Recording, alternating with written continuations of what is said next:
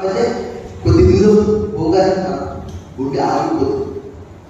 ఈ పోలీస్ సెక్షన్స్లలో 5 కిలోమీటర్లు, 4 కిలోమీటర్లు, 1000 మీటర్లు, 2000 మీటర్లు పరిగెత్తినప్పుడు ఏం జరుగుతుందో తెలుసా? హార్ట్ అటాక్తో కింద పడి మరి గుర్రం హార్ట్ అటాక్ వస్తుందా? గుర్రానికి గుర్రం వెంబడి పరిగెత్తలేక ఆత్మ దేవుడు ఏం చేశాడు? ఎత్తి రథం మీద కూర్చోబెట్టాడు. ఎంత అద్భుతం కదండి! బిగిరగా చెప్పడం కొట్టాడు. బిగిరగా ఆ రథం మీద కూర్చున్నాడు. ఆత్మదేవుడు చెప్పినప్పుడు ఆయనే తీసుకెళ్ళాలి, ఆయనే బాధ్యత.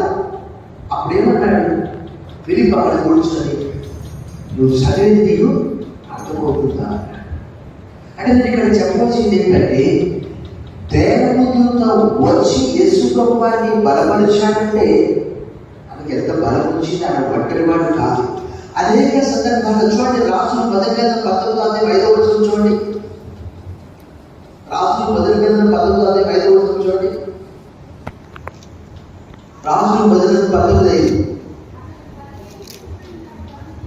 అతడు బదరీ వృక్షం క్రింద పరుండి ఉండగా ఒక దేవదూత వచ్చి అతన్ని ముట్టి, నీవు లేచి భోజనము చేయమని చెప్పింది. అసలు ఆయన ఎక్కడికి వెళ్ళాడండి? చచ్చిపోదామని పోయాడు. దేవుడు ఏలియాని విడిచిపెట్టాడా?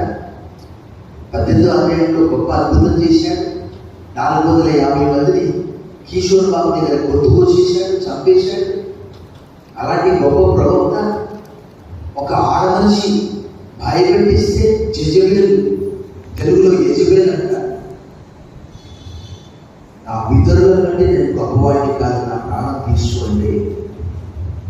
పదవి వృక్షం మీద ఉన్నప్పుడు దేవదూత వచ్చి ఆయన మరణించాడు. ప్రభుత్వ మిగిలి పిల్లల చాలా సందర్భాల్లో మనం మర్చిపోయేది ఏంటంటే, దేవుడు దైవవాక్యంలో స్పష్టంగా రాయబడినది. 26వ అధ్యాయంలో ఇశ్రాయేలు ప్రజలతో ఏమన్నాడు? కన్యక తన ఆభరణులను పలిచిన, పెళ్లి కుమారుడు తన వడ్డాలను పలిచిన, ఈ ప్రజలు లెక్కలేని దినాలను పలిచారు. నిజమే. మరి ఆడవాళ్ళ ఆభరణాల గురించి మీకే తెలియాలి. ఎక్కడ పెట్టుకుంటారో మీకే తెలుసు, నాకైతే తెలియదు. కానీ దేవుడు అంటున్నాడు, నా ప్రజలు లెక్కలేని దినాలను పలిచారు. నేను ఒకే ఒకటి చెప్తాను, మరణమనగా చెప్తాను, ఒకే ఒకటి.